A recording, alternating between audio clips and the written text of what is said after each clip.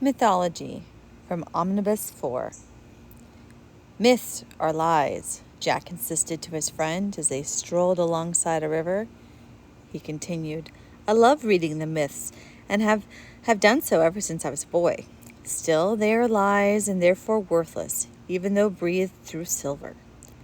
John paused for a moment and then responded, No, they are not lies. As if to punctuate John's response, at that moment a sudden rush of wind came upon the still, warm evening, sending leaves pattering down around them. John continued his answer. The myths, though they contain error, also reflect a splintered fragment of true light, the eternal truth that is with God. The two friends continued the walk, and the conversation, which had begun with dinner, continued on until 4 o'clock in the morning. These events took place on September 19th, 1931. You are probably quite familiar with the two men, John and Jack. You know John as J.R.R. Tolkien, and Jack was the name that his friend C.S. Lewis went by. Great literature grew out of the friendship, discussions, and even arguments of these two friends. Their literary works grew out of their love of mythology. What are myths? And what role do they play in our education? Are myths lies? Or do they have some truths to teach us? Do they, in fact, contain some splintered fragment of true light? If we had a time machine, maybe we could go back and listen to Tolkien and Lewis discussing mythology.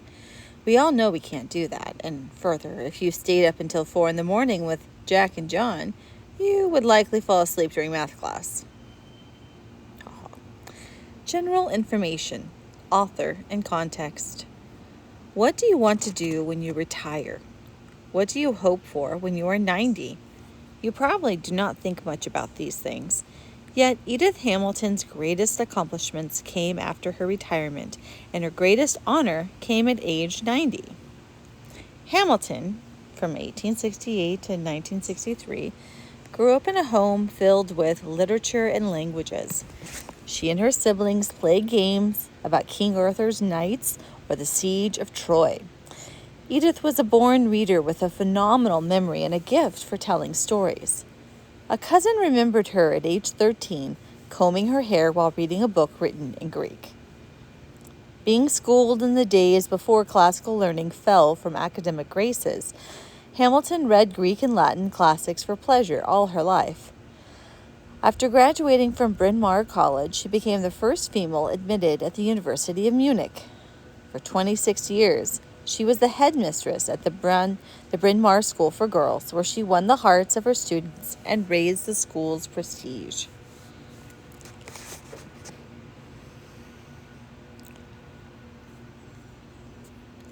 After retiring, Miss Hamilton began sharing her love of classical literature with her friends, who soon insisted that she write.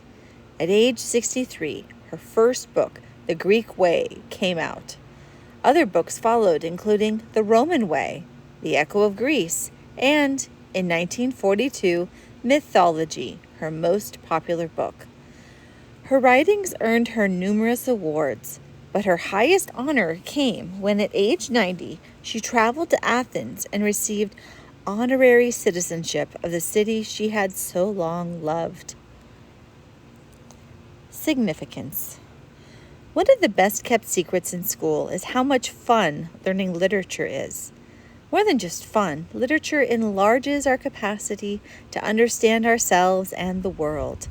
Literature is more fun than riding a roller coaster. However, the fun part of literature requires time and effort. The enjoyment of literature grows out of reading plenty of literature.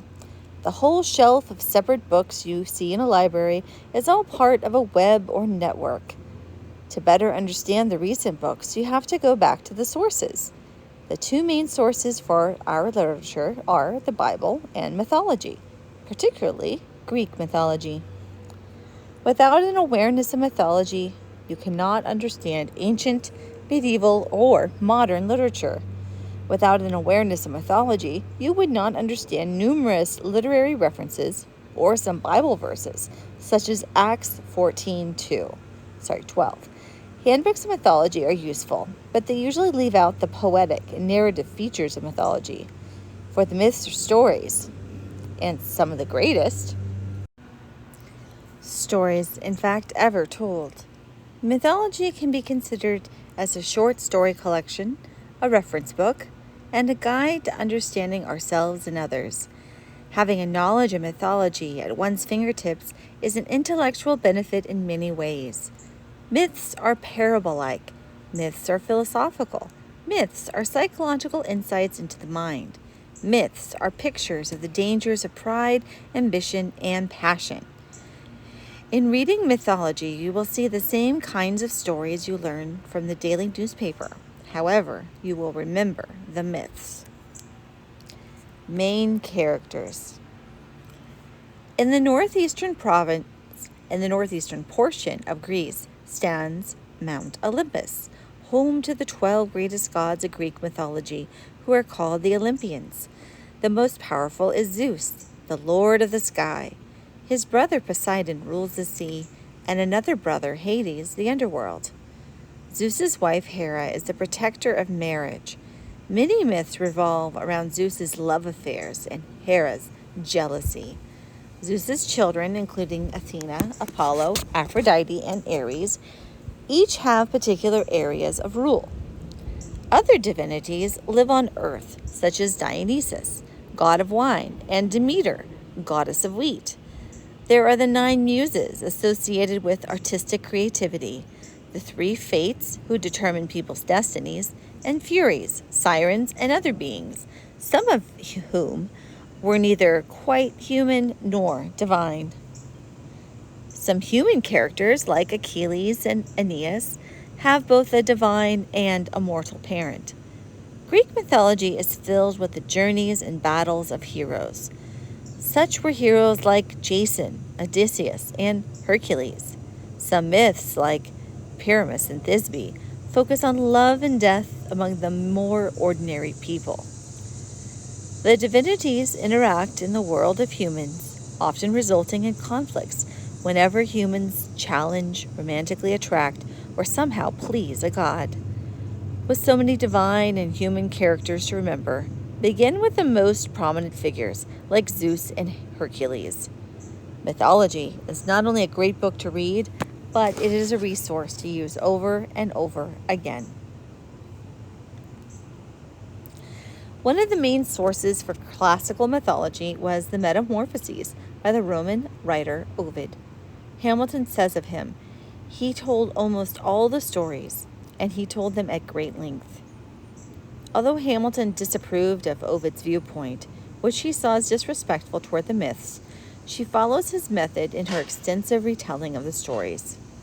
In her introduction, Hamilton describes the key concepts of Greek mythology and discusses the main Greek and Roman sources for the stories.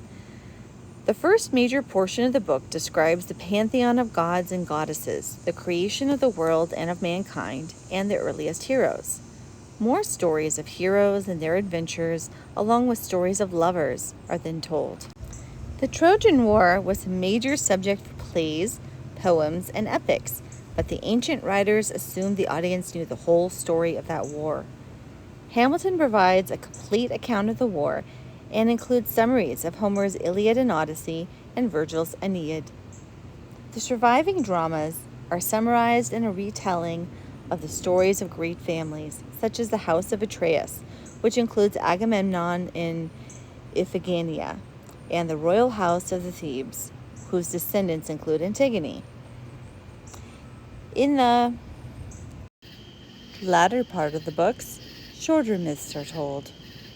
A brief section near the end of the book covers the key characters and beliefs found in Norse mythology.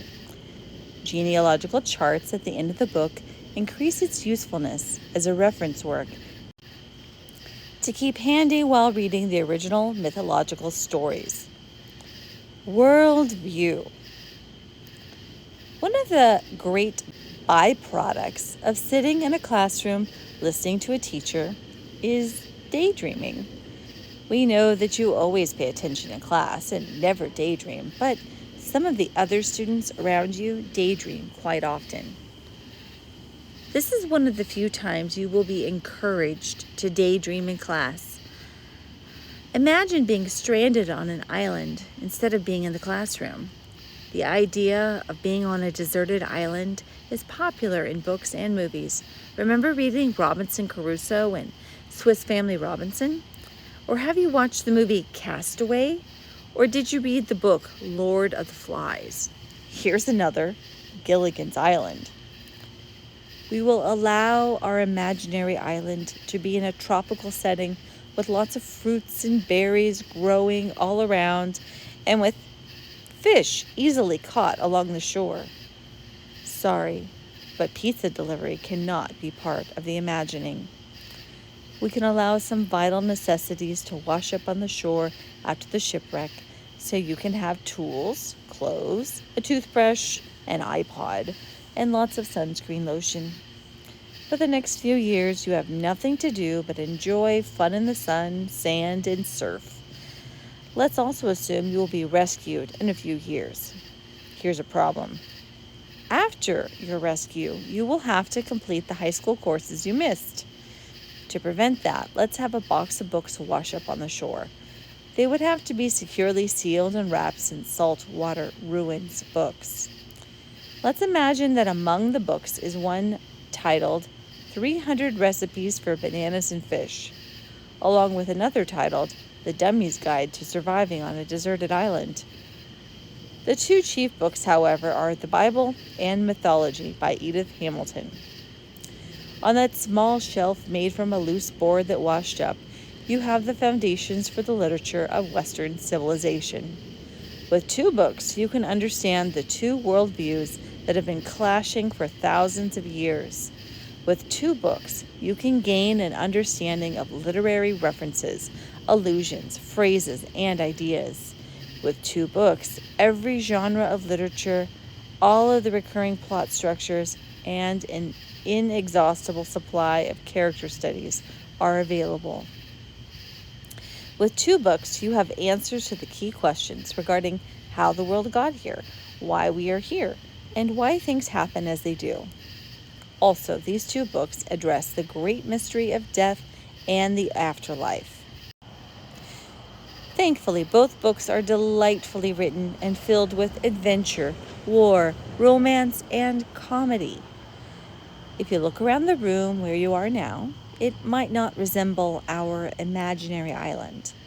While we likely lack the deep blue ocean waters lapping against the sandy beach, with gulls flying overhead and palm trees swaying in the gentle breeze, we still have the Bible and mythology to read and think about. Much of the world's oldest and greatest literature dates back to the Greeks. While much has been lost, we still have extensive writings of Plato, Aristotle, Herodotus, Thucydides, along with shorter collections of Hesiod and Pindar. Some poems and fragments of poems have survived, and out of the hundreds of plays that were performed, quite a few tragedies and comedies have been preserved. Amazingly, we have complete editions of Homer's epics, the Iliad and the Odyssey. All in all, a rich assortment of Greek literary works has survived. Long before the surviving manuscripts were first penned, the Greeks had an ever-growing body of mythological stories and characters. Apparently, Greeks already knew these stories. The myths were like a central casting agency, readily providing characters and plots for poets or playwrights looking for material. Homer's epics grew out of legends from the Trojan War. Likewise, playwrights such as Aeschylus and Sophocles did not invent new materials, but retold the existing stories with some occasional variations in the plots. These myths formed more than just an anthology of favorite stories, for they contained the beliefs and culture of the Greeks. We often use the word myth to mean something widely believed, but clearly not true. So we may say, it is a myth that all Italians sing opera, or that all Scotsmen are tightwads. By the way, 2 non-opera singing Italians have been located, along with a Scotsman who spent money wildly one weekend. For our purposes, a more useful meaning is that myths are stories or explanations about the commonly held beliefs of a culture. Myths may be rooted in true events, but exaggerated and distorted. Or myths may be totally fictitious, but still illustrate popular beliefs. The power of the myth is not its historic accuracy, but the general truth it portrays. England's cultural myth is King Arthur and his Knights of the Round Table. An actual King Arthur probably once lived, and there could have been a round table, but not a Lady of the Lake. If the actual tomb of King Arthur is ever located, it will incite incredible interest. But the myth does not depend upon such a discovery. The Arthurian kingdom provides ideals that have captured the imagination of England's people for centuries. England has endured wars, invasions, and dangers with resolve stemming from the legacy of King Arthur's Camelot. This myth forms a common bond for the English people. America also has its myths. Have you seen the painting Washington Crossing the Delaware by Emmanuel Lutz?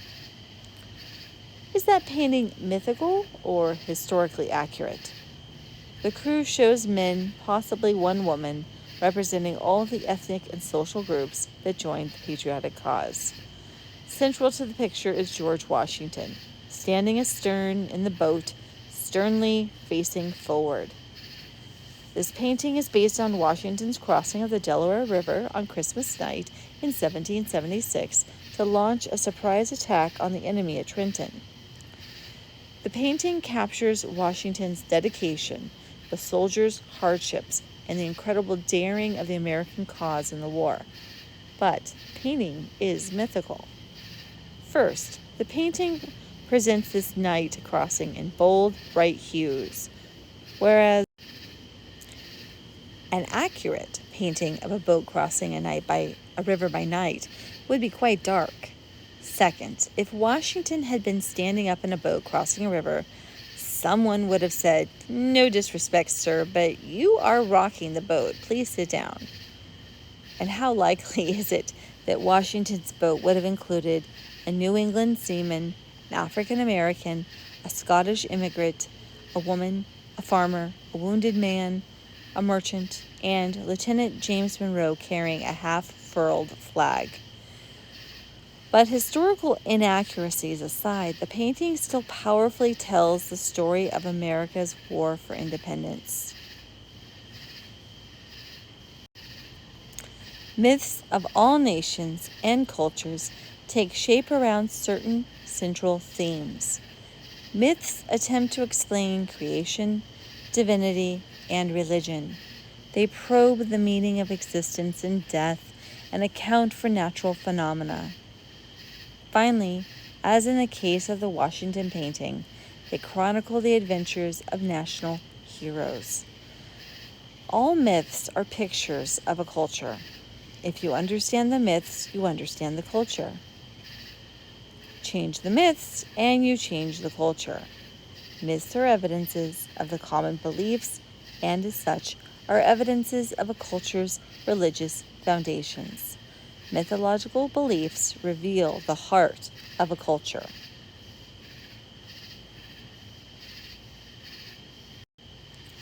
The Greek myths are more than just pre-Christian.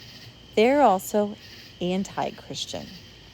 As Tolkien noted, myths contain splintered fragments of the true light.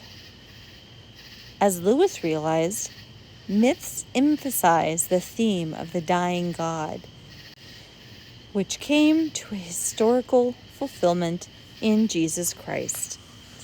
But the myths were man-centered and idolatrous.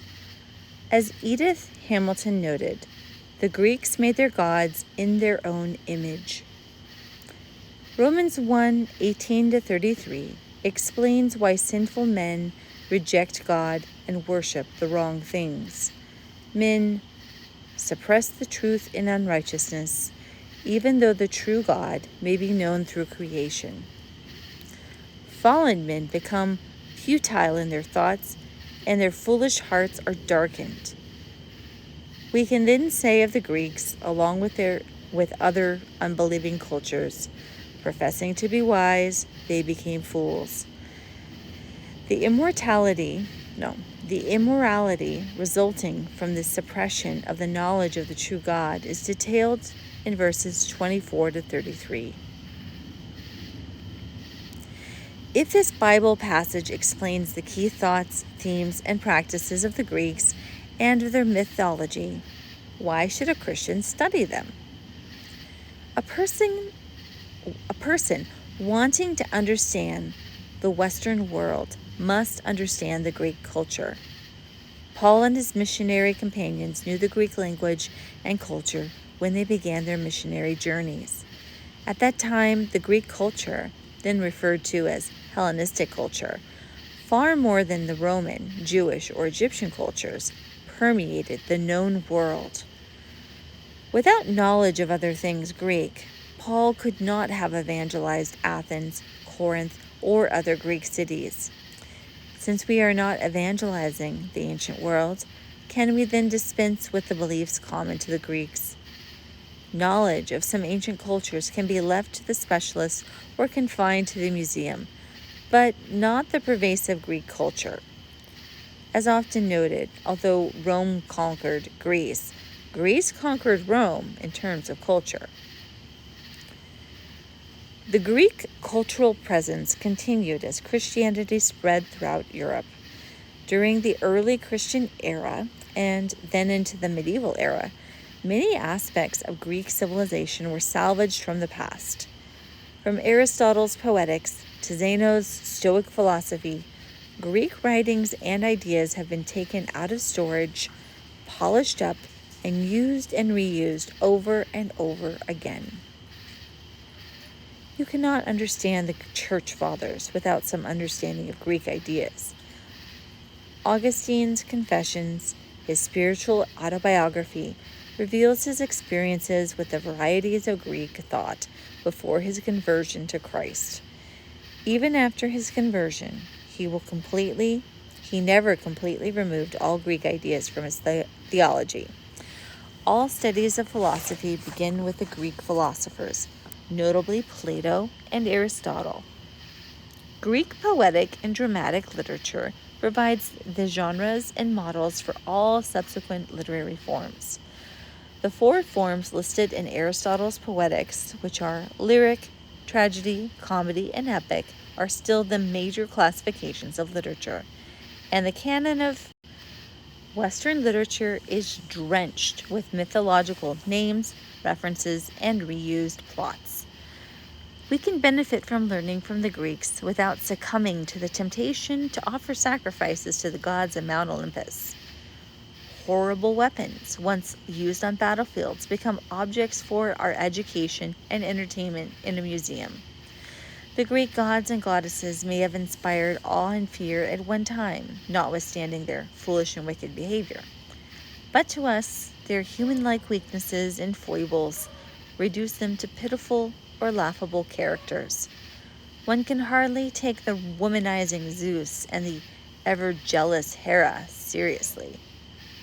The gospel has reduced classical myths to objects for our education and entertainment. Writing to Greeks in Corinth, Paul said that the Christian mission was bringing every thought into captivity to the obedience of Christ. The Greek culture has now long been a prisoner of war held by Christendom. The myths are ours to read and enjoy. We can learn by comparing and contrasting mythology with Christianity. A recurring theme in classical literature is the interaction of the world of gods and goddesses with mankind. Classical mythology and biblical narratives are similar. Neither the Bible nor the myths are secular. Louise Cohen has noted that one of the defining characteristics of epic literature is the penetration of the veil separating the human from the divine. Human characters in Greek stories know they must supplicate the gods, and that challenging a god usually results in severe judgment. Arachne was turned into a spider because she challenged Minerva, the Latin name for Athena. The Bible narratives are also stories of people who walked faithfully with God or who, in their rebellion, faced the judgment of God. The great difference between Christianity and Greek mythology is in the object of their worship. The God of the Bible is righteous and holy, and his word commands righteousness. The Greek gods are notoriously devious, wicked, and capricious. The gods might notice if proper sacrifices are made to them, but humans cannot have trust in the gods' approval. There is nothing like covenantal promises between the gods and mortals among the Greeks. At the heart of the Greek worldview is their conception of the universe and creation. As Hamilton notes, the Greeks did not believe that the gods created the universe. It was the other way around. The universe created the gods. With this warped error as the starting point, Greek myths could never proclaim a meaningful and moral universe. All moral and philosophical errors, in fact, grow out of disregarding God's creation of the world. Mankind, according to the Greeks, is a product of the same creative processes as the gods. Divine beings are more powerful and beautiful than humans. Moreover, they possess immortality, which is the great difference between the divinities and mortals. Mortality is a sort of tension and conflict for Achilles in the Iliad. His mother, Thetis, is the divine being, but because he had a human father, Achilles is doomed to mortality. His only hope is for earthly glory, which brings little consolation after you are dead. In Aeschylus's play Eumenides, Apollo says, "Once a man has died and the dust has soaked up his blood, there is no resurrection." The idea of eternal life was so foreign to Greeks that they thought Paul was preaching two divinities named Jesus and resurrection, respectively, in the account given in Acts 17. Not only is the afterlife without hope, this life is without real freedom or choice or options. For the Greeks, fate is inevitable, and the afterlife is not a happy place. Even the Olympians cannot change the three fates' power over life. Neither Thetis nor Greece nor Zeus can change Achilles' fate or the ultimate outcome of the Trojan War. Unlike the biblical doctrine of predestination, there is not a covenantal purpose and goal to a person's fate in Greek mythology. The Greeks cannot say, as Paul did in Romans 8:28, that all things work together for good for those who love God, who are called according to his purposes. Greeks assumed they were hell-bound, and they were right, having not even the concept of grace, salvation, or a joyous everlasting life. Man's helplessness, mortality, and subjection to fate led the Greeks to emphasize heroic characters. Greek heroes battle against other men, forces of nature, sometimes gods and goddesses, and against fate itself. Such heroes as Theseus and Odysseus are physically strong and crafty in the use of their minds. In contrast, Hercules and Achilles were definitely more brawn than brains. The hero motif is still ever popular in books and movies. A major change in the character of the hero coming through the Christian tradition is the elevation of the weaker person or unlikely character to hero status. Tolkien chose hobbits to save the Shire, and Lewis chose children to rule Narnia. Greeks would not have understood the triumph of the underdog. The lowly could often serve the powerful, but the lowly never overcame the powerful. Throughout the history of literature, many writers, like Dante, Shakespeare, and Milton, blended the Greek and biblical traditions in their works. Christian writers of the future, growing up in Asian or African countries, may make extensive use of the folk legends and myths of their lands. Even then, they will still be using the Bible and, along with it, mythology to create the literature of their future. But whatever happened to Jack and John? They continued to talk about myths. Eventually, they discussed the gospel. Jack, of course, saw the gospel as one of the many dying God myths. In the gospel, John told him, myth became fact. Maybe Jack wrinkled his brow, but the light would soon dawn. The power of the gospel, the true myth, would overwhelm and overpower him, and through his words, many others as well.